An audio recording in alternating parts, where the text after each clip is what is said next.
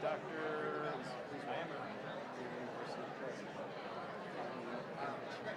Hanich.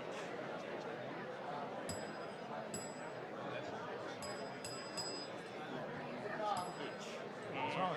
Sounded fine. Hanich. All right. Sounded fine. All right. Okay. All right. All right. All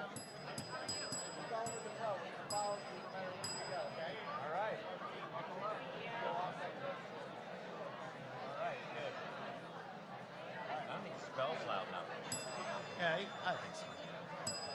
The only people who need to hear it are them. Oh, sorry. Good evening, everyone. If we could begin to find our way to our seats, kind of settle in here. I'm going to get ready to get started. Thank you so much.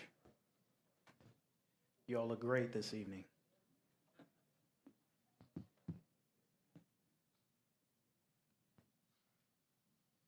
All right, thank you for coming out this evening. It is my pleasure to introduce for our welcome and opening remarks, Xavier University President, Dr. Colleen Hanich.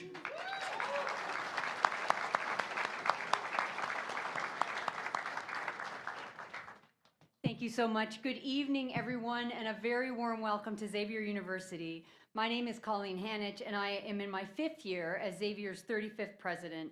It is my absolute pleasure to welcome our candidates seeking to serve this great city of Cincinnati as its mayor. So first, we have Mayor Aftab Pureval. Mr. Mayor.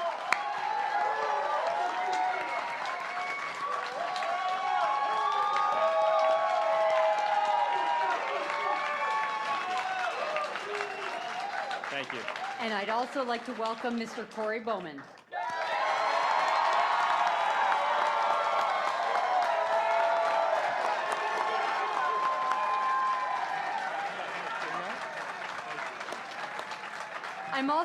I'm also pleased to welcome to Xavier the Cincinnati Enquirer, your host for this evening, including Executive Editor Burl Love and the Enquirer's Opinion Editor, Kevin Aldridge, who will serve as tonight's moderator.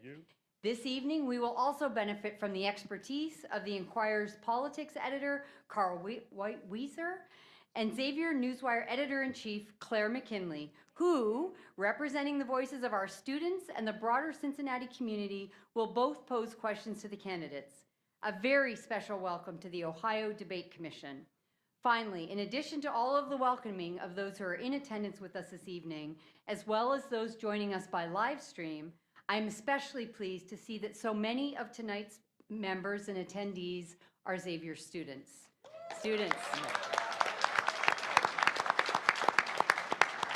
Musketeers, I know this is a very busy time of the semester, and I commend you for recognizing the importance of being here this evening. As we know, civic engagement is about more than creating informed citizens. It's also how we develop empowered communities. Similarly, civil discourse is more than simply conversations among those with differing viewpoints. When we engage in constructive dialogue, we model the values of intellectual engagement, curiosity, empathy, active listening, and critical thinking. Best of all, we learn from one another. Tonight, I look so forward to learning a great deal more from our candidates and the issues that are important to all of us.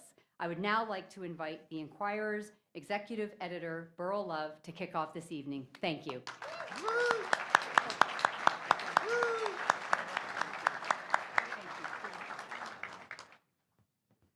Thank you, President Hanich. As she said, I'm Burl Love, the editor of the Cincinnati Enquirer, and on behalf of the Enquirer and our host, Xavier University, and our partners, the Ohio Debate Commission and Cincinnati City Cable, I'd like to thank all of you for coming out tonight because it's important. The Enquirer is committed to serving as a platform for our community to discuss and debate the important issues of the day. And if you've seen our op-ed pages lately, you know that this mayoral election and the issues surrounding it have used up more than their fair share of ink. But our commitment to community engagement extends beyond what you might have read in the paper or on your smartphone at cincinnati.com. Facilitating live in-person forums and debates like the one about to convene tonight are another important way we bring candidates closer to the people they hope to serve. That's why I especially would like to thank Mayor Aftab Pureval and his challenger, Cory Bowman, for accepting our invitation to debate tonight. Your commitment to this time-honored tradition in our democratic process is admirable, and we don't take it for granted. And now, please let me introduce our moderator tonight, Kevin Aldridge. Kevin, in his 10 years of serving as the Enquirer's opinion and engagement editor, has worked hard to elevate our opinion content so it rises above the divisive and mean-spirited free-for-all we see all too often, especially on our social media feeds. And he has become a very skillful debate moderator, as you will soon see. Everyone, please welcome Kevin Aldridge.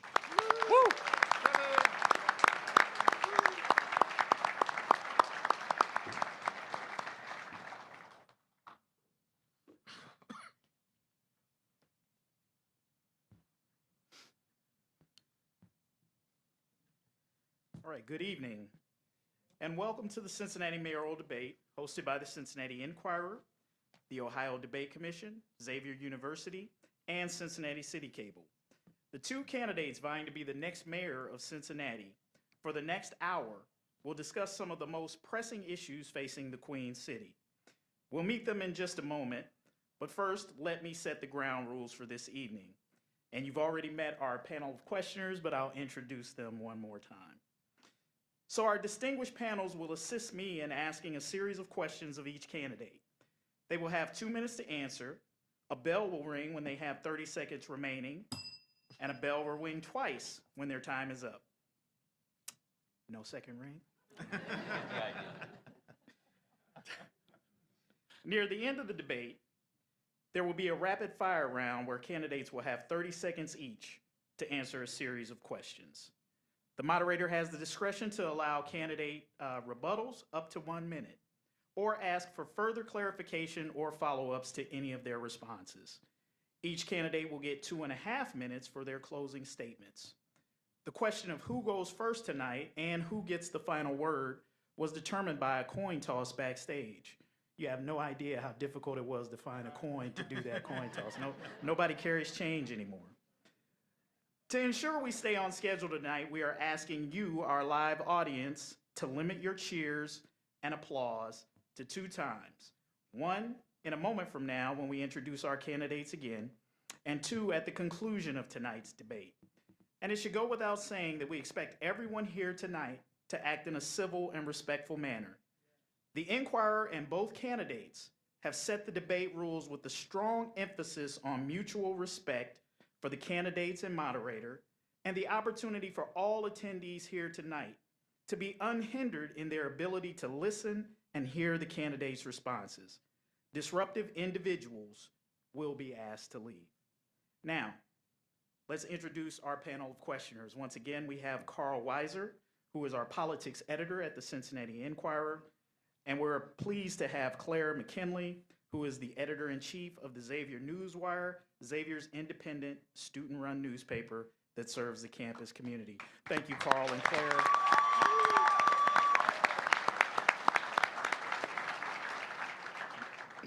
And now for the candidates. We're glad to be joined by first, Mayor Aftab Pureval. Mayor Pureval is the 70th mayor of Cincinnati and the first Asian American to hold the office. Since taking office amid the compounding crisis of COVID, cratering city budgets, and corruption, he has delivered record investments in affordable housing, infrastructure, and public safety. A first-generation American raised in Southwest Ohio by Punjabi Tibetan parents, Aftab attended The Ohio State University and the University of Cincinnati College of Law, and formerly served as the Hamilton County Clerk of Courts. Mr. Aftab Pureval.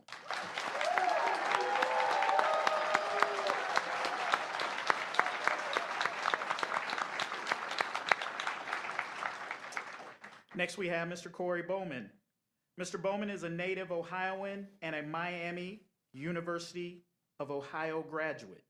He is the founding pastor of the River Church Cincinnati, co-owner of King's Arms Coffee, and a 2025 Cincinnati mayoral candidate. After earning his business degree in 2011, Mr. Bowman pursued ministry at River University in Tampa, where he met his wife, Jordan. They serve in various ministry roles, married, and now raise 4 children. Returning to Cincinnati, they planted the River Church and co-founded King's Arms Coffee in the West End to foster community ties. Mr. Bowman's mayoral campaign and his life's pursuit focuses on the prosperity and growth of others, aiming to drive revival and economic vitality in the city of Cincinnati. Mr. Cory Bowman.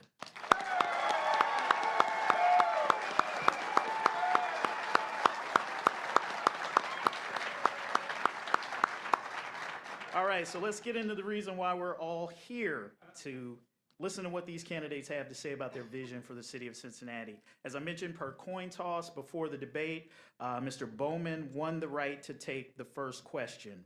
And so, Mr. Bowman, I'll direct this to you. Statistics show that crime rates overall in the city are down in several categories.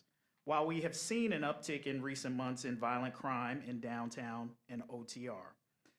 Your opponent in this race, Mayor Aftab Pureval, and many others on city council have said that Cincinnati is a safe city, while also saying that the violent crime experience recently is unacceptable.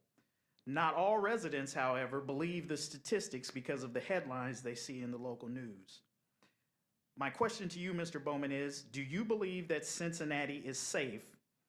And if not, or if so, how do you convince these people in Cincinnati and potential visitors to the city that it is indeed safe? Well, thank you so much for everybody that's here. Thank you to my incredible wife that's here on the front row with our 4th child, and to our 3 kids that are probably staying past their bedtime and watching. Hello, Sawyer, Finn, and Hazel. I love you so much. Thank you, Mom, for watching them tonight. I'll get right into the question. The key thing that I draw from the question is that you say many people believe that Cincinnati is unsafe because of news headlines. Now, as a pastor in the West End, as a business owner in the West End, and in our residents, we don't see it as a perception, we do see it as a reality. We see the gunshots that have gone by my church, actually about 3 different times over the summer. There was 40 to 60 shots fired down Clark Street. And many of our neighbors had to file reports with pictures of their cars that had the bullets in it. Then when we look at it afterwards, it's reported as property damage. So these are things that we're kind of seeing in the downtown area, and we're seeing it actually spread into other neighborhoods as well. You know, me and my wife, we have ministered to children, and a lot of times we would actually encounter children that had abusive relationships at home. And if they had a black eye from, let's say, a father figure or a mother that maybe beat them at home, we don't sit there and say your perception is your reality. We say that your reality is your reality, and we have to do something about it. I believe that with the management that we're seeing from the top down, we have brave individuals with our police department. We have to support them and back them up. I don't believe that that's actually been happening in our administrative capabilities of City Hall. I believe that from the top down, we need to be able to allow the officers to do their job. Now, they will say, we haven't enforced that, or we haven't said to our officers that, you know, they're not allowed to do their job. But tell that to the cop after cop after cop that has come into my coffee shop and said that they believe that the crime is up. And they believe that even the stats are false, and they believe that the city is unsafe, and all they want to do is their job, and that's what we will allow them to do with our city. All right, thank you, Mr. Bowman. Mr. Pureval, the question to you, sir. Yeah, it's an incredible honor to be here as mayor of Cincinnati in this moment, and I want to say thank you to Xavier University and, of course, to the Inquirer and to all of you. I want to also give a shout out to my beautiful wife, Dr. Whitney Whitus. And Cory, I'm jealous. I'm very confident my kids are not watching this. They are definitely doing something else. Look, I'm so glad that we started with crime, because without question, this council and I have made crime the top priority in our community. And I think without question, both in rhetoric but also in dollars, we have shown that we support our police officers, that we need to empower them to enforce the law. And while I believe that we need to continue to prioritize public safety, I understand and I hear from Cincinnati residents that they don't feel safe, particularly downtown. So it doesn't really matter, frankly, from my perspective, what the data says. What matters is what's in the hearts and minds of Cincinnatians, and too many of them don't feel safe, which is why this council has moved quickly to prioritize visibility, For the first time in a very long time, police officers are out of their squad cars and onto the street walking beats, interacting with the community, hearing from neighbors exactly what they're scared of. For the first time in a very, very long time, we are actually enforcing the curfew, and it has been extraordinarily successful. We're also enforcing loitering. The council just empowered our police officers to be more, to prioritize enforcement more around our transit centers. But of course, we have more work to do. What's important, though, is a candidate with experience, with specifics on how we're going to address the crime, both the perception and the reality that too many people are victims of violent crime. We're not going to do that by pointing out the problems without solutions. We're going to do that by working together collaboratively with urgency, as this council has done. Thank you, Mr. Pureval. Mr. Bowman, I'll give you an opportunity. I know you want to respond to that, and I'll ask you to respond to it in the framework of this question. You've seen the multi-million-dollar spending bill that the city passed, their crime-fighting package. I want to ask you, because I do want this to be focused on solutions and what you would push for and what you would do as mayor to address crime. Do you agree with the spending that the city has approved to fight crime, and are there things you disagree with? What would you have done differently? Well, I don't think it's wrong to say that we disagree with spending, but what the mayor did just say there is that for the first time you're seeing that. But last time I checked, he's been in office ever since 4 years ago. So why is it just happening now? The problem with City Hall right now is we're being reactive instead of proactive. The things that we got to have at our priorities need to take place before it happens, and that's what is happening with all the crime, is that there's no de-escalation tactics. It's only showing up worst case scenario.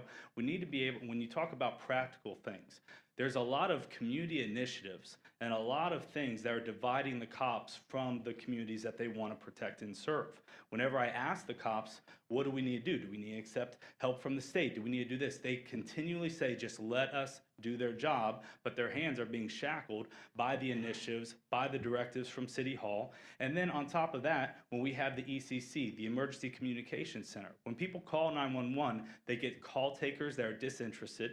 They get dispatchers that only dispatch in worst case scenarios. And then administratively, that's not being run with the mindset of public safety. We need to rethink administratively everything that's going on with the ECC, with these community initiatives. And then, once again, I will say it over and over, we have to let the police do their jobs. And part of that is protecting and serving the communities that they love. Mr. Pureval, how do you respond to that? Has your administration, do you feel like, handcuffed the police officers in the way that Mr. Bowman talks? No, of course not. You asked for specifics, and my chief of staff is fond of saying words, words, words when people just talk without saying anything. He talked about administratively. I'm not really sure what that means. You know, what he talked about issues and policies. I think what he's talking about is the collaborative agreement. He is running on a position of dismantling the collaborative agreement, one of the pillars that makes Cincinnati police the national model for problem-solving oriented policing. This is what happens when someone moves here 4 years ago, has no idea about the history of this city, and starts accusing the collaborative agreement of making us less safe. I could not disagree more strongly. It's one thing to run for mayor without any specifics or ideas or policies or plans to put forward. It's another thing to run for mayor and have no interest in the history that got us here, in the struggle and in the progress, in the challenges that we have faced as a community and overcome. And making sure that Cincinnati continues to stand by its collaborative agreement is one of the central tenets of being mayor of this city. Thank you. Mr. Bowman, I'll give you 1 minute, 1 minute to respond, and then we'll move on. I'll say that you're going to hear a lot of things about what people perceive me to be. In no way are we trying to dismantle the collaborative agreement, but the collaborative agreement takes two things, collaboration and agreement, and that's not what's happening from City Hall. We don't have managers properly, we don't have the right representatives to be able to make sure that this collaborative agreement is enforced properly in our city. And so it's actually been weaponized to be able to use against the cops, including black cops that actually love and want to protect this city. And then I'll say this as well. We cannot stand by and see people like Rhonda Wynn that are here on the front row, where her daughter, Krishanda, was shot weeks after the violence that we saw in July, and say that, oh, well, crime is down, crime is down. These are things that we have to hit head on, and we have to be there for victims like what we're seeing in our community. All right. So are you dismantling the collaborative agreement? No. You just criticized it? We're but not, you're- no. What I'm saying So is what does that it mean to have representatives enforcing the collaborative agreement improperly? Like, what does that the actually mean? collaborative agreement is an understanding, but it also takes collaboration and It's not an agreement. understanding. The Black United Front literally sued the city of Cincinnati because several unarmed black men and boys were killed. Yes, sir. It's not a Well, let me it's not say, an ethereal idea. I am It is not a here pillar. to dismantle the collaborative agreement. But It's you don't a even long-standing understand- legislation that is in our city. You All don't right. even understand the collaborative agreement, but you're criticizing it. All right, gentlemen. All Where right. did I criticize it? Did not You criticize just it at all. said the collaborative agreement is being enforced against police officers. No, I said it's been weaponized by individuals that do not support it. Okay. All right, gentlemen. Okay. All right. Weaponized is different than, okay, weaponized is worse. I was trying to help you out there. All right. All right, we'll move on to our next question. Nice spirited start to the evening. All right, Carl Weiser will take our next question, and we'll go to Mr. Pureval first. Mayor Pureval, the Cincinnati Police Union did not endorse you and, in fact, took a vote of no confidence in your leadership. If reelected, how do you plan to get these police officers on your side again? Yeah, well, it's really, really important to realize how hard being a police officer is, how much scrutiny, the fact that they are risking their lives every single day. I will always support our Cincinnati police officers because they are, without question, the best police officers in the country. I will continue to work collaboratively with the FOP, with the chief, and with police officers who are putting it on the line every day. And this council, again, has put their money where their mouth is. Cory Bowman is running with a slate of candidates. Some are MAGA, some are not. It's hard to say. Many of whom were on council and decided not to support the police by underfunding recruit classes. And that's why we're in a situation where police officers are overworked and over-scrutinized. And that's why this council, as opposed to the past, has invested in recruit classes every single year. And if we continue on that path, we will hit the complement that we need. This council gave the most generous contract to the FOP, I think, in the last 40 years, because we understand that in order to recruit and retain the best and the brightest of our police officers, we have to support them financially. This council also supported the Blue Line Foundation's creation of a mental health space for not just CPD, but for regional law enforcement, because their job is that hard. They are experiencing trauma every day. So of course retirements are up. Every step of the way, this council and I have said yes to CPD. The chief will tell you there is not a single ask that they have made that we have not followed up on. How do I continue to support them? By doing that and doubling down. Not by using partisan attacks to divide our community, not by racializing public safety crises, but by remembering the motto of this city, that we know that we find strength in our unity. That's what we have to continue to do with our law enforcement professionals. All right. Remember, crowd, please, let's try to refrain from the applause and allow the candidates just to answer the question. We'll have time to applaud at the end. Mr. Bowman, I think Mr. Weiser has a variation of that question, but I also know you probably want to get in on some of the things that Mr. Pureval said, so give him an additional 30 seconds on so he'll have an opportunity to rebut as well as answer the question. Carl. Go ahead with the Yeah. Mr. Bowman, you have no previous political experience. What makes you qualified to be the mayor of Cincinnati? That I don't have any political experience. You know, I think that it's crazy to look across the aisle and say that the person that's running has no experience and that doesn't know what he's doing, yet he got the endorsement from the FOP, who does know what they're doing. And so when I talk to those officers, the key thing about it is that I heard their voices. And what happened over the summer, whenever we saw this violence that was happening, everybody wanted to racialize it, including people that were on my comment sections. But a week later, I was sharing videos of even people of the opposite color that were fighting downtown. Even when we saw the violence that was happening in Coryville, that just happened recently where the 6 individuals got indicted. These are things that we have to be proactive against crime with, and the FOP understands this, the cops understand this, and also let's not forget that firefighters don't just fight fires, they actually clear the crime scenes, and they do so much with the first responders, and let's not forget that they have refused now to endorse the current incumbent of Mayor Aftab as well. So when you lose the confidence of these institutions that have built Cincinnati for public safety, I don't have any trust in the other side. And so when you say, oh, he doesn't know what he's doing, he doesn't know what he's doing, I think 4 years later, we can confidently say that you don't know what you're doing. Mr.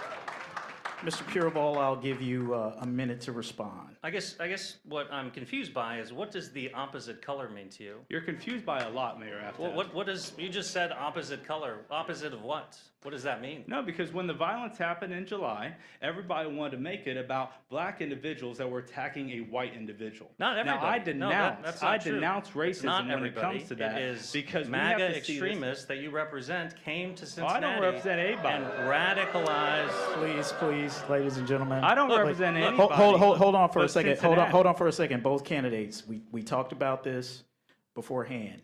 Let's speak one at a time because the audience can't hear you when you're fair talking enough. over each other. So, Mr. Pureval, this is your minute to respond. I don't know why the audience is booing the fact that he represents MAGA. I mean, it is, you either support the Trump agenda or you don't. You can't run for mayor and not be concerned with the federal employees who are getting fired, not be concerned with the racializing of our own public safety challenges here in our community. You haven't said anything about the fact that President Trump wants to send in the National Guard. In fact, you were asking for the National Guard to come into Cincinnati right after the fight. These are the things that I think we need clarity from Mr. Bowman, because it is true that he has no record. It is true that he has no experience. He unfortunately has not taken this campaign seriously, not showed up in the community, has spent more time on Fox News running down the city that he ultimately wants to lead. That is not how you lead the great city of Cincinnati. You lead us by bringing us together, by taking on the significant challenges that we have with specifics and with plans. Thank you, Mr. Not with Pureval. rhetoric and divisiveness. Thank you, Mr. Pureval. 1 minute, Mr. Bowman, to respond to anything you would like to respond to. I'd like to Mr. respond. Number one, we do not need the National Guard in Cincinnati. We need competent leadership from City Hall.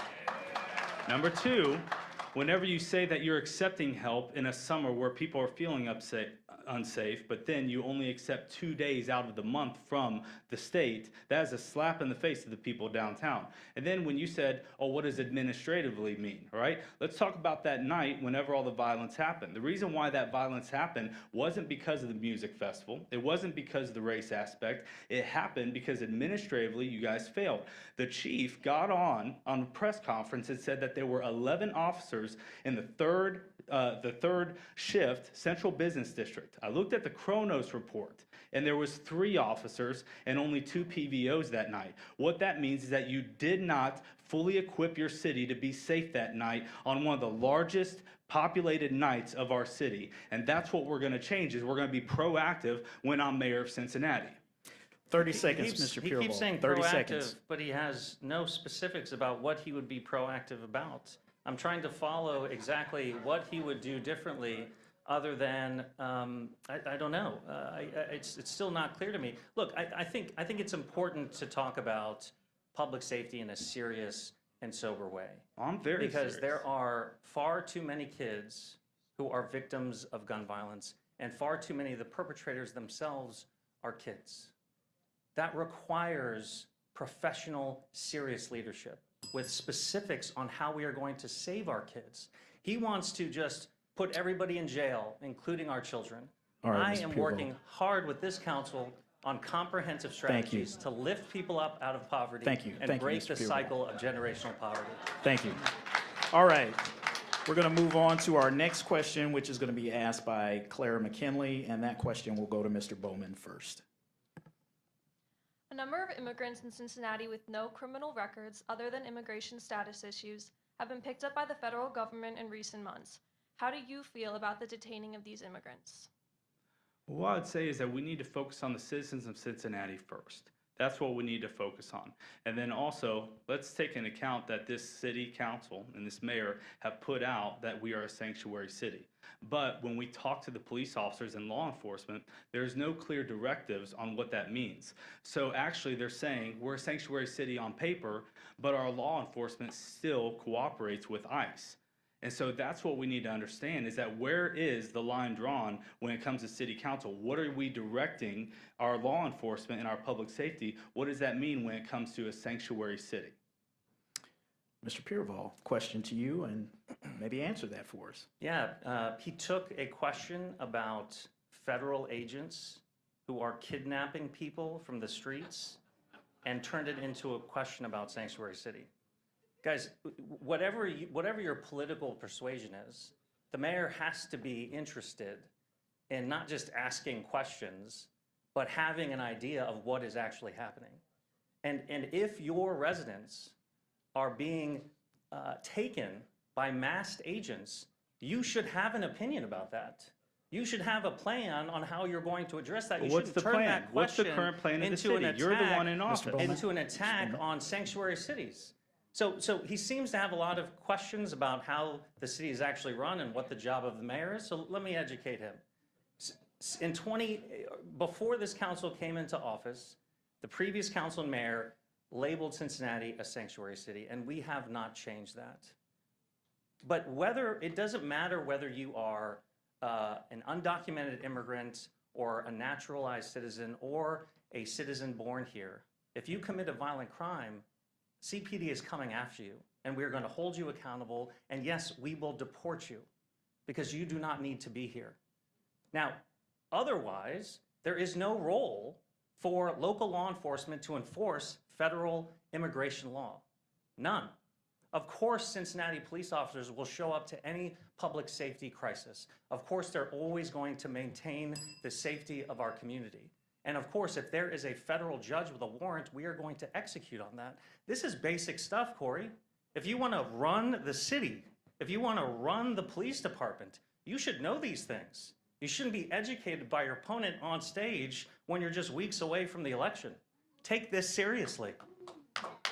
Mr. Bowman, I'll give you a minute to respond, and I'll also ask you again, I'll reiterate the question, how do you feel about what is happening to some of these immigrants in the city of Cincinnati?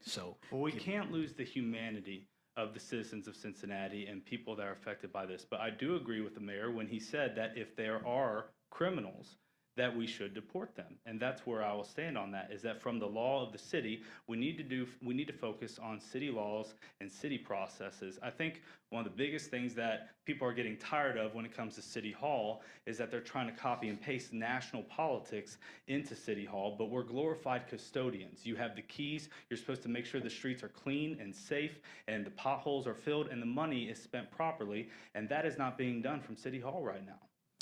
So do you 30 support, seconds, Mr. so Pureval, do you 30. support federal agents coming into the city and terrorizing our immigrant community? Are you concerned that truancy is up Like because what you immigrant said, I families do support not? what the law is. If I could finish, are you concerned that students are not going to class because they're afraid that ICE is going to come to their school and take them away from their family? This is the same generation of kids that couldn't go to school because of the pandemic. Are you worried about victims of violent crime who are afraid of going to the authorities to hold people accountable because they're thank you, Mr. afraid of being deported? Thank you, Mr. That's Pureval. happening in the city We'll, right now. we'll give Mr. Bowman an opportunity to respond. Mr. Bowman, 30 seconds on that, and then we're gonna give you an opportunity to respond, 30 seconds, and then we'll move on to our No, I'll next. say what the mayor said, is that we need to uphold the law when it comes to coordinating with federal and when it comes to state, when it comes to county, and that's where I'll stand as mayor of Cincinnati. So he has no answer, but he wants to be your mayor. All right, thank you both. All right, we'll move on to our next question here. Our next question will come from Mr. Carl Weiser, and then we'll go to Mr. Pureval first. Mayor Pureval, how would you describe your relationship with the Trump administration at this time? I am interested in working with everyone for the benefit of Cincinnati. I have strong disagreements with President Trump, strong disagreements on tariffs that are increasing prices across the board. Also, the high interest rates because of the weak global economy. I have disagreements with using federal dollars as a blackmail for people who disagree with his policies. There's a lot I disagree with President Trump and his administration. But irrespective of my own politics, what is most important to me is the best interest of the city. And so I will work with anyone at any level of government, of any political persuasion, in order to meet the needs of our citizens. In fact, after Senator Moreno called on me to resign and ran down the city for several weeks on Fox News, I met with him. And we are now working collaboratively with our business community to invest in our courthouse and bring it out of the Stone Age and invest in the IT infrastructure to make it more transparent so we can hold criminals more accountable. I've partnered with a Republican governor to bring State Highway Patrol into the city to support our local law enforcement to continue to prioritize public safety. Again, it's not just words, it's a record of working with people on both sides of the aisle in order to continue to push the city forward.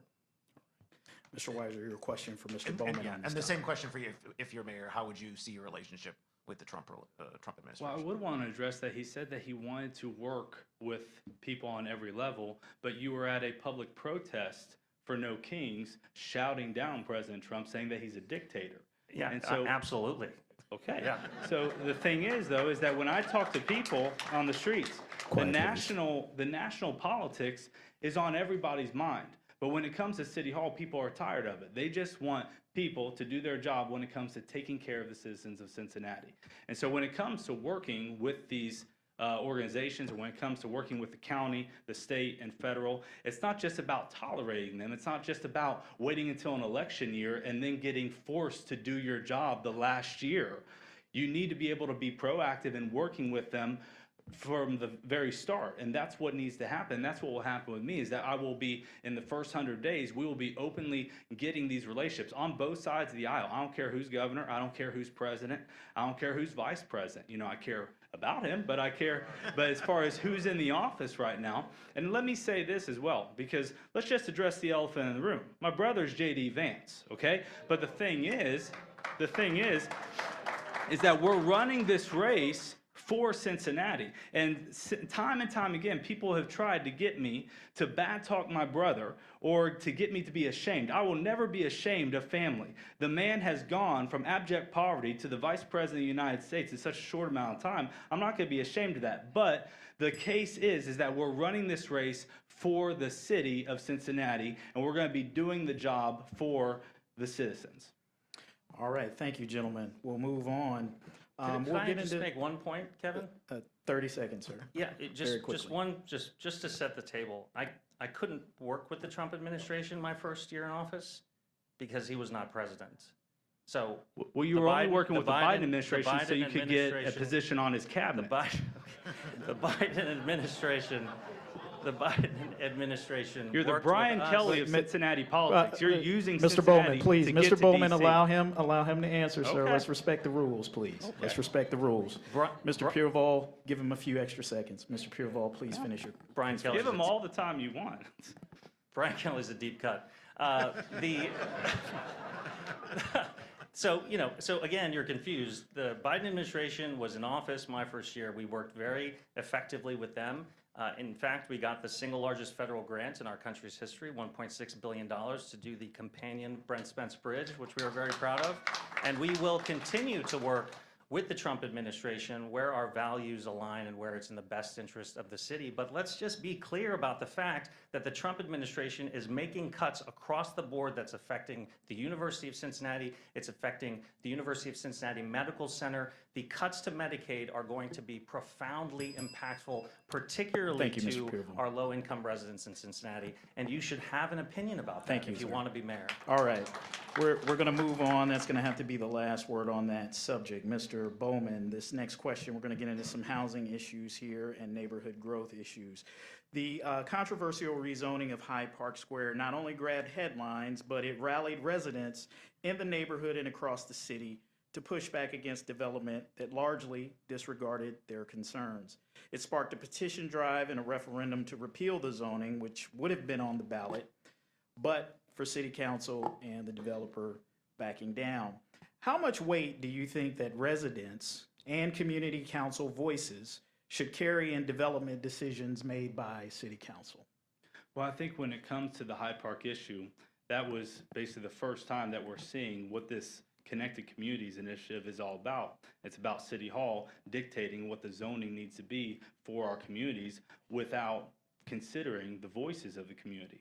When we talked about Hyde Park Square, I was in City Hall and I was blown away. Like I said, I don't have political background, right? So I'm in City Hall and I see hundreds of people come up to the mic and they're overwhelmingly against the variance that is on the docket for the day. And they state that, and they have a petition of over 4,000 names on this petition to say, no, we don't want the variance. Well, then all of a sudden I saw that City Council and the mayor voted 7-2 against the voices of the community.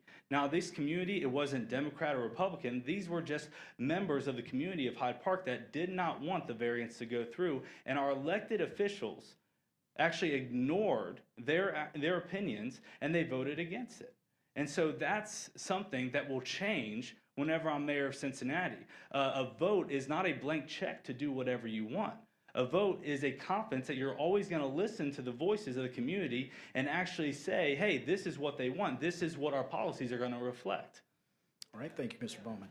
Same question to you, Mr. Pureval. Yeah, Mr. Bowman is running on a policy that has gotten us into this housing crisis in the first place. He's running with a slate of MAGA candidates who were previously on council and failed to acknowledge the fact that we are in a housing crisis and ultimately did nothing about it.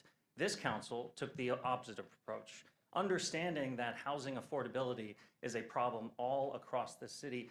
They took bold action to make sure that affordable housing was a priority, not just a priority in rhetoric, but a priority in dollars. Working together, they created the Affordable Housing Trust Fund and funded it to over $100 million to provide financing to bring more units onto the market more quickly. And that has resulted in 3 times the amount of affordable housing being financed in their first 4 years versus the previous council's 5. They worked even harder. Cincinnati is the first city in the entire state to completely reform our zoning code. And it was important because you can finance all the housing projects you want, but if it is illegal to build housing in Cincinnati based on an antiquated zoning code, then you won't build housing. And we haven't been building housing. Our population is growing, but we're losing housing at the same time. And so of course mortgages are going up, rents are going up, and property taxes are going up. Building housing is hard. Changing zoning is hard, but it's important because unfortunately, that zoning code has led to a Cincinnati that is segregated, with concentrations of poverty. And this council said no more, not on our watch. We are going to do the hard, sometimes unpopular work of building housing at every income level all across this city because poll after poll will tell you that Cincinnatians think we need more housing and we need more specifically affordable housing. It's easy to stand on this stage and say that you don't support building housing because it upsets people. That's the kind of campaign he's running. That's the kind of mayor he will be, just going with whatever the most popular issue is. That's why he called for the National Guard when we had that fight. So, Mr. Pureval, I'm going to hold your feet to the fire here, and I thank you because you're actually a little bit ahead of us in terms of answering the affordable housing question that was to come. But my question specifically was, how much weight should community council and residents' voices play in development decisions based by city council? So Yeah, I'd love for you to answer that. I would love to directly. answer that very, very specifically. They're an important part of any decision that council has. In fact, all the council members, all of them met with Hyde Park residents. Many of them toured the spot where the development was going to happen, a surface parking lot. Many of them met with business owners and residents. I did the same thing. Listening to our community is central to us representing our community, but it is important to elect leaders who are not just going to tell you what you want to hear and who are going to have the courage to disagree. We can listen and also disagree. Unfortunately, what happens in Hyde Park has an impact on housing access throughout the city. No neighborhood is impervious to housing being built. We have to build more housing. And this council has had the courage of their convictions to lead with that kind of integrity and that kind of courage. You shouldn't want to elect people who are just going to tell you what you want to hear. That has led us to a housing crisis because previous councils did not invest in housing. Previous councils did not want to build housing for fear of upsetting people. And you know what the result of that is? We are displacing Black and brown residents as we speak. They can no longer afford to live in Cincinnati. So we either change that now by building more housing and being resolved to doing it, or Cincinnati over the years will turn into a city for only wealthy people. And that will not happen as long as I'm mayor. Thank you, Mr. Pureval. Any rebuttal to that, Mr. Bowman? We're moving on to the affordable housing topic, correct? Okay, yeah, that's going to be our next question. You'll hold you'll hold it till then. All right, so our next question then will come from Claire McKinley, and it will go to Mr. Bowman first, I believe. Yes, Mr. Bowman. How do you define affordable housing? And give me one metric that by the end of your 4-year term would show you've been successful in creating more affordable housing. Well, I'll tell you this, Mayor Aftab did say that the affordable housing initiatives from City Hall are well-funded, and that is true. But the funds are not going to the people because unlike many political people that just come in like a parachute and just tell you how it is, we pastor a church with congregation members that live in this affordable housing. Now, in the West End, there's about 67 to 70% concentrated poverty, concentrated affordable housing, or government-subsidized housing, whatever you want to call it. And so I do agree that we cannot have these concentrations of poverty, which turns into concentrated crime, and that does affect the Black community.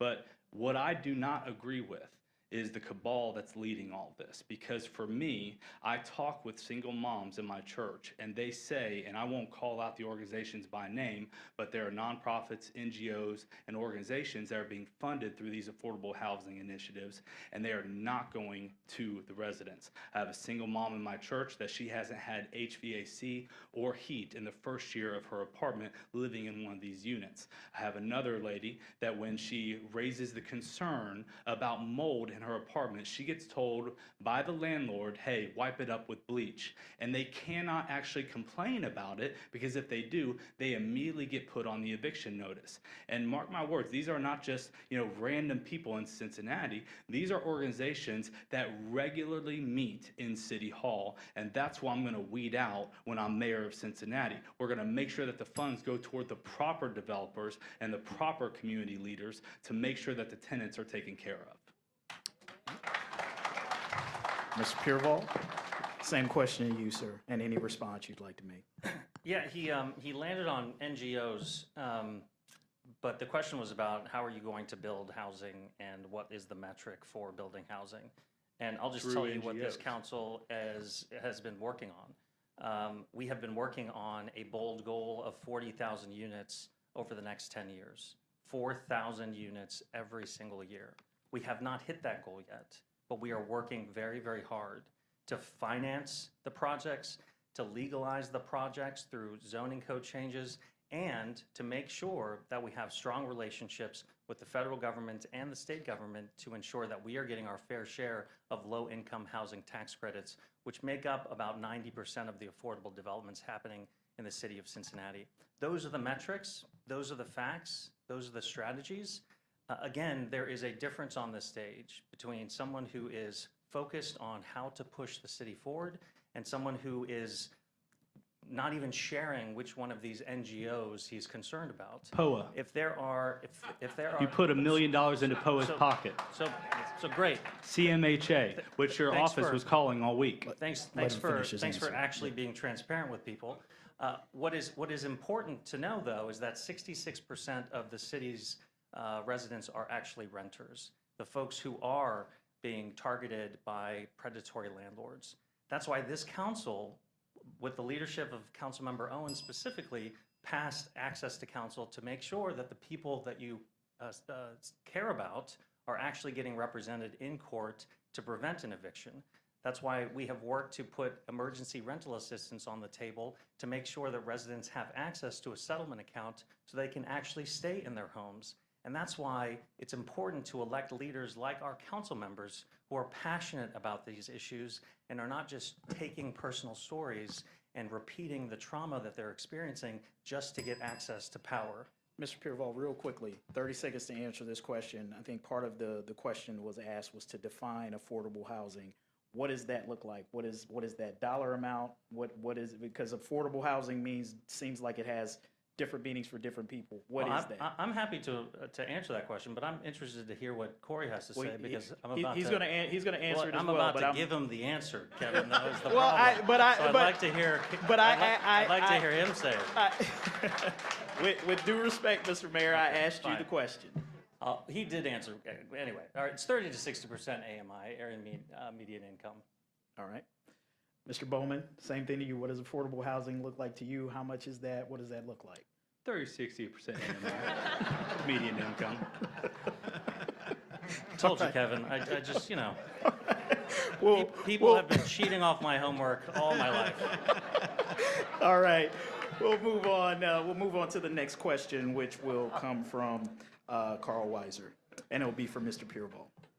We'll change the topic entirely to speed humps, which some residents love and other residents hate. Would you like to see more of them added for the sake of pedestrian safety and to control speeding in the neighborhoods? I want as many speed humps as is necessary. I want as many curb bump outs as is necessary. I want as many elevated crosswalks as is necessary. I want as many street lights to be converted to LED as necessary in order to prevent preventable deaths of people being mowed down by cars. There is no excuse in our city for people to die on the street because of distracted drivers. And look, I get that speed humps are annoying. I'm annoyed by them too. But we will not, this council and I will not stop doing everything that we can to protect our pedestrians and to continue to prioritize a walkable community.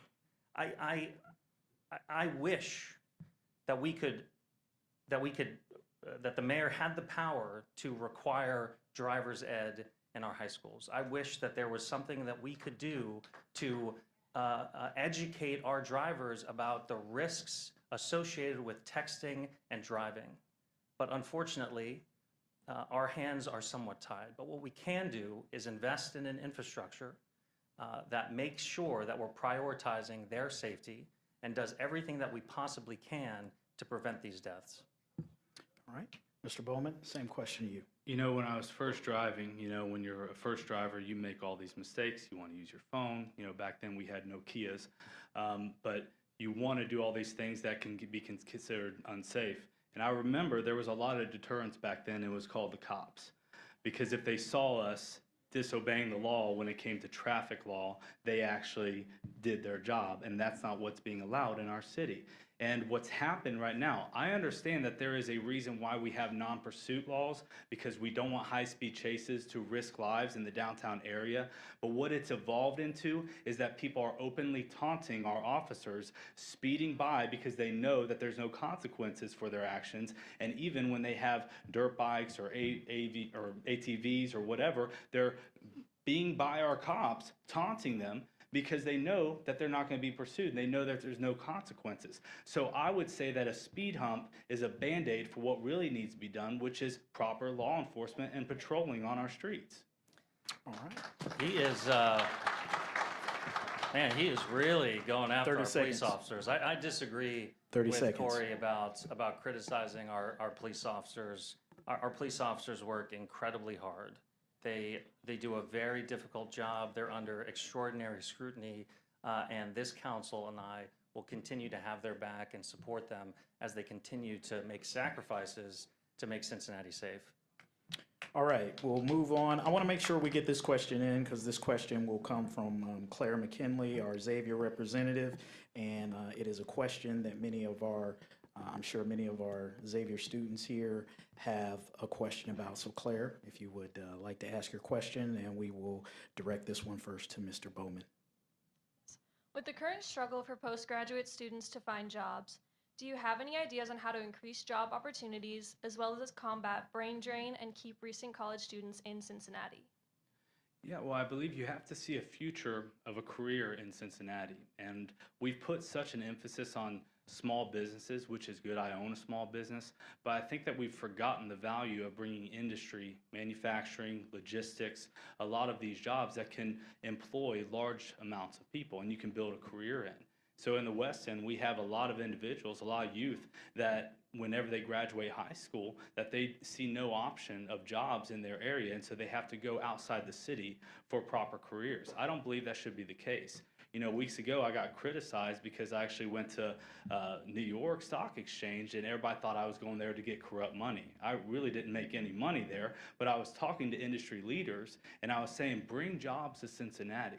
We have an entire west side and east side where we can bring jobs back, and a lot of them say, we don't want to touch these downtown areas because of all the red tape and because of what we have to deal with the city hall leaders. Mr. Pureval, same question to you. I think it's incumbent on Cincinnati to continue to grow. This council and I have been very focused on bringing jobs to Cincinnati. We just, a couple of years ago, announced the MedPace deal, which for Ready was their largest job creation announcement in their history. This summer, we're bringing jobs downtown. Paycor is moving their headquarters to the old Saks building. It's being redeveloped right across from a $600 million convention center reimagining and a new hotel. But this question is also central to the housing discussion. 50 years ago, the median house cost was like $75,000, and it constituted a fraction of your income. Now, it's over $300,000 to buy a home, and it is a huge amount of your income. Young people can't afford that. They are looking for dense, diverse, walkable neighborhoods with good access to public transportation, with good access to public art, and that are safe. And that's exactly what this council has been investing in. That's why Connected Communities has gotten rid of the red tape that you oppose in order to increase investment into our neighborhood business districts and along our transit lines. That's why this council has been leading to bring bus rapid transit to Cincinnati, because younger people don't want to have to own a car.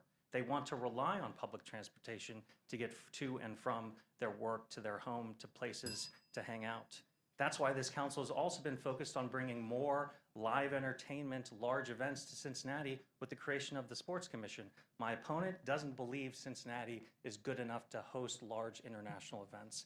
I disagree. There is a clear choice on stage between a growth mindset and someone who wants to flip the natty and take us backwards. I ask Cincinnatians to reject that and continue to reach for growth and prosperity. All right. Can I respond? I'll give you 30 seconds to respond to that if you'd like. Well, you mentioned that 50 years ago that the housing was a lot lower. I will say that it was 50 years ago when the last Republican mayor was in Cincinnati as well. On top of that, I will say this, that from a young college kid, I do see that a lot of them want to live in the downtown area. They want to have the dense housing to start off with. But I disagree with the idea that they want to stay that way the rest of their life. I believe a lot of young people want to get married, have kids. They want to have cars. They want to have houses. I think that we've actually demonized property owners, and we've decentivized the ability to own your own home or own your own property in Cincinnati. Instead, we want to make it easier for renting, and I don't think that's the strategy that we need to have. So what would you do to increase home ownership? I would incentivize home ownership. If you talk about a housing crisis and you talk about vacancies, you look at all of the West End, there's all sorts of vacancies and empty buildings. I think we need to incentivize revamping these old historic buildings that have so much charm instead of only incentivizing the connected developers to build concrete boxes for people that feels like a prison. Again, that's not true. There's a residential tax abatement that this council led to change that made sure that the West End, sure that the West End got. I have a developer right here that gets turned down because he's not connected. Let him finish. If you could just listen to, so you know what you're talking about. So the residential tax abatement was changed by this council to make sure that neighborhoods like the West End got the biggest tax abatement allowable by state law, and that communities like Hyde Park got very, very small incentives. So we are doing exactly what you're calling for, which is, again, something you should probably know if you want to be mayor. All right, gentlemen. We are nearing the end of our hour, and so we're going to move through. We've got a few rapid fire questions here. As I mentioned, these are questions designed to take 30 seconds or less to answer, so I would ask that you would adhere to that time limit as much as possible, and then we'll get to your closing statements. All right, first one, this one will go to you, Mr. Pureval. Would you rule out an income tax increase? No, I didn't rule out an income tax increase my first time running for mayor. I won't rule it out this time. It makes no sense to make commitments about our finances without understanding how bad this economy might get based on the tariffs and based on the chaos coming out of Washington, D.C. All right. Mr. Bowman, would you rule out an income tax increase? I will never push on any tax increase because I don't believe the incompetency of City Hall should be paid for by the taxpayers. All right. All right. Audience, please, we want to get through. I'm sure you're going to want to hear the answers to these questions, so let's kind of try to hold it down till we get through it. All right, Mr. Pureval, does the city need a new arena, and are you willing to invest taxpayer dollars to make it happen? The city absolutely needs a new arena as we continue to compete to be a national destination. We have to make sure that we have world-class infrastructure. The fact that we don't have a world-class arena, modern arena, means that we're losing to Louisville and Indianapolis and Columbus. Now, of course, it's going to have to be a public-private partnership. Of course, there will be public funds available. However, just like we did with TQL Stadium, my expectation is that the private sector take the lion's share of that investment and make sure that it's actually for the public good. I'm glad you're asking about how we pay for it because too much of the focus has been where it goes. I am committed to making sure that we have a capital stack that is good for Cincinnati and drives economic investment. When Taylor Swift and Lionel Messi came to Cincinnati in the same summer, it had a $75 million impact in just one weekend. We are losing out on that every single weekend in the summer, and we have to fix that as a community. Well, since you brought it up, where should it go? Oh, we have three options. The current site, we have the, I'm very proud of the fact that not only is downtown thriving, it's actually growing. Because of this council's leadership, we've actually reclaimed 2 city blocks directly west of the convention center. It could go there, or it could go at the CET site. But again, what's most important is how we pay for it. All right. Mr. Bowman, do we need a new arena? Do you support taxpayer dollars to fund it? And where do you think it should go if so? Well, first off, yeah, downtown is thriving. We just have had shots fired at Fountain Square at 5:20 in the afternoon a couple days ago. But when it comes to losing to Louisville and Dayton, we're not losing because of a new arena. We're losing because of the crime and the infrastructure and the potholes and the capacity of our city. I believe that if a new arena does come, that does not need to come from the city taxpayer. I think that we can facilitate that through the parking or through the infrastructure capacity, which we need anyway. But when it comes to an actual arena, I think that City Hall needs to first focus on crime and infrastructure. Mr. Pureval, if reelected, do you pledge to serve all 4 years? Yes. Mr. Bowman, is there anything you would criticize the Trump administration for? Yeah, I don't like his hair. Okay, all right. Yeah, Mayor whoever wrote Pureval that has for a you lot did a better great hair. job. That was good, yeah. Mr. Pureval, is there anything you would have done differently in your handling of the now infamous brawl downtown at 4th and Elm Street? If so, what would you have done? Yeah, differently? absolutely.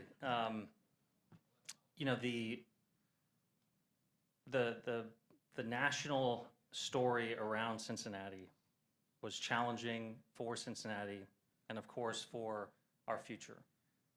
As mayor, as I've mentioned, it is my highest priority to prioritize public safety. And anytime anyone is a victim of violent crime in our community, it weighs on all of council and me and the administration. And that's why we work very hard to make sure that it doesn't happen. In this instance, what I would do differently is I would be more proactive in putting out a statement. And my learning is that when these things happen and when they are nationalized by outside forces who are looking to divide Cincinnati, it's important to treat it like a serious issue akin to an officer-involved shooting. Even though my opponent has criticized the collaborative agreement, it is now the national model for how police and community respond to police officer-involved shootings. We have a press conference within 24 hours. We regularly update the public about the investigation and about impending charges. And we didn't do that this time. In the future, that is exactly the blueprint that you can expect Cincinnati to follow. Mr. Bowman, what would you have done differently if you had been mayor? I would have done exactly what I was doing, which was, and I didn't know all the details because I wasn't at City Hall. But I will tell you this, the Monday after all the violence happened, my phone was ringing off the hook by national media outlets that had flown into Cincinnati. And I told them I wasn't asking for these interviews, but I said, why are you asking to interview me? They said, because we're not hearing anything from City Hall and we're not hearing anything from the police chief. And we're just trying to find whatever story we can. I don't think it's right to leave people in the dark. I know you have to have an investigation that's ongoing. You have to let all the details come out, but you have to be transparent enough to know that your citizens come first, and they need to know that your leadership is on top of it, and that didn't happen. Mr. Bowman, last question in our rapid fire round. It's been reported that you didn't vote in city elections and you want people to vote for you as mayor. Explain that to our audience. Yeah, I would say that the last mayoral election, that there was 73% of active voters that didn't show up either. I think there's a lot of disenfranchised voters that don't feel like the City Hall represents them, myself included. This is me saying that I'm willing to step up and do my part now, and I believe that many other people are now following suit. Mr. Pureval, what's your plan to get rents down in the city of Cincinnati? We have to continue to build housing. We have to continue to prioritize building affordable housing, even if it's unpopular, even if it's hard. That requires continuing to be invested in our Affordable Housing Trust Fund. It means continuing to look at creative ways to allow zoning and incentives and federal dollars and tax breaks to continue to prioritize those between 30 and 60% AMI. And we have to have strong relationships with the people that are actually building the housing. All of that is hard. It is very hard to build housing when interest rates are so high and when construction costs continue to go up due to these tariffs. But this council has been clear-eyed and aggressive, working urgently to do just that. We need 4 more years in order to catch up to the housing stock that we desperately need, and we need elected officials with the courage of their convictions to do it. Mr. Bowman, lastly, you, same question. What's your plan to get rents down in Cincinnati?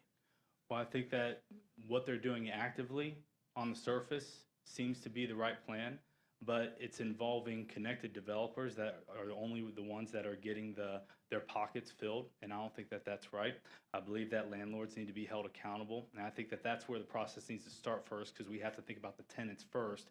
It doesn't make sense to just keep on stacking more affordable housing that is leaving our tenants in pain and suffering. We've got to make sure that the system works for them first and then continue on. I think that the goal of our city is our local developers, people that sometimes can only do 1 or 2 properties at a time, but a lot of them get turned down in the West End because there are these big conglomerates that are actually tied in with the city, and they're the only ones that get the cut of it. All right, gentlemen, thank you very much. We're going to move into our closing statements, and as I mentioned at the beginning, the order in which they would be given was determined by a coin toss before tonight. Mr. Pureval won the coin toss, and he's elected to have the final word. So, Mr. Bowman, you'll have 2.5 minutes to make your closing case to the audience and the viewing audience here tonight. You know, I think a big thing with our political culture right now, we've lost the love for people. We've lost the love for life and the respect for differences of opinion. There's probably a lot of people in this room that me and you disagree on a lot of things. But I will tell you this, that your opinion matters and that you need to be respected in that matter. Every single opinion in here needs to be respected and needs to be heard. And that, I believe, is what elected officials need to represent. You're hearing a lot of things that come our way. Not once have I ever criticized the collaborative agreement. I basically say that the process moving forward needs to be better for our citizens. Never once did I call for the National Guard to be in Cincinnati. We don't have violent riots. We don't have the same things as other cities are experiencing, but we do need to have competency from the top down in order to manage crime properly. And so that's what we're standing on. I'm not going to copy and paste national politics into this campaign. We are running this on city issues. We've got to spend our money not only wisely, but we got to make sure that that money goes toward the right things, not from a corrupt system. We've got to make sure that our streets are taken care of. People are tired of the potholes. People are tired of the snow removal. This last winter, there was a week where my business didn't have customers because the snow wasn't removed. And there are many people that have that same story. You're not running against a politician. I have no political aspirations. I am just very disappointed with what the city has done in the last 4 years of your administration, and that's why I've chosen to run, and that's what we're going to be standing on for the next 4 and 8 years when we are mayor of Cincinnati. Thank you, Mr. Bowman.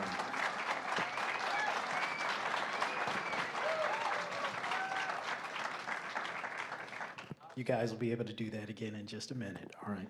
Mr. Pureval, your opportunity now for your closing statement, Thank you, sir. Kevin. Thank you to the Inquirer. Thank you to the audience. Thank you to Xavier, and thank you to Cory. It takes a lot of courage to step into the arena, and I really salute you and your family. Look, I'm running for mayor because Cincinnati is at a crossroads. When this council and I came into office, we were dealing with several challenges. We were dealing with the COVID pandemic. We were dealing with downtown that was being hollowed out because of remote work. We were dealing with significant distrust from the community because corruption had rocked Cincinnati City Hall. And this council got to work. They got to work by investing $600 million to reimagine the convention center and build a headquarter hotel. Got to work winning the $1.6 billion from the White House in order to build the Brent Spence Companion Bridge and reclaim 2 city blocks of land to continue to build downtown. Because of remote work, they got to work investing in housing. We are second in the nation for taking underutilized office space and turning it into housing. We are third in the nation for lowest vacancy rates downtown. That is a record of success by itself, but then they also got to work dealing with a budget that was upside down. A $400 million deferred capital maintenance bill left by previous councils, many of whom Mr. Bowman is running with. And they got to work by creating a railroad trust fund, seeding it with $1.6 billion. Instead of $25 million a year for infrastructure, we got 56 last year, we're getting 58 this year, and that principal of $1.6 billion has grown to $1.8 billion. We will get more money every single year because of that decision. And infrastructure will have a stream of revenue, not just in the next 4 years, but over the next 2 generations because of the courage of this council. That is a record of results that they can be proud of. But we are not nearly finished. There is so much more work to do to drive growth, to drive housing, and to drive public transportation. We cannot flip back and go back now. We have to double down on the progress and find strength in our unity and create a brighter Cincinnati together. Thank you.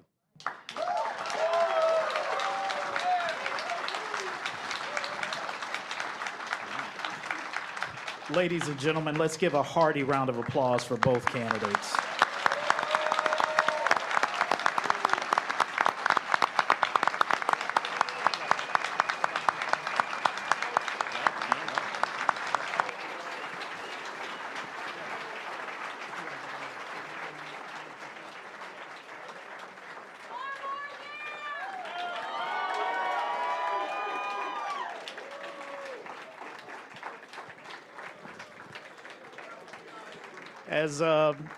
As we prepare to retire for the evening, and we'll give our candidates an opportunity to mingle with the guests who are here, and also there'll be an opportunity for members of the media who are here to interview the candidates for your news purposes. I do want to thank this great audience. Give yourselves a round of applause. I know sometimes it can be difficult when you're passionate about a candidate or issues to hold those in, but we thank you for your cooperation tonight in making this a great evening. Have a safe drive home. Please go out and vote on Election Day or vote early if that's your choice. Thank you.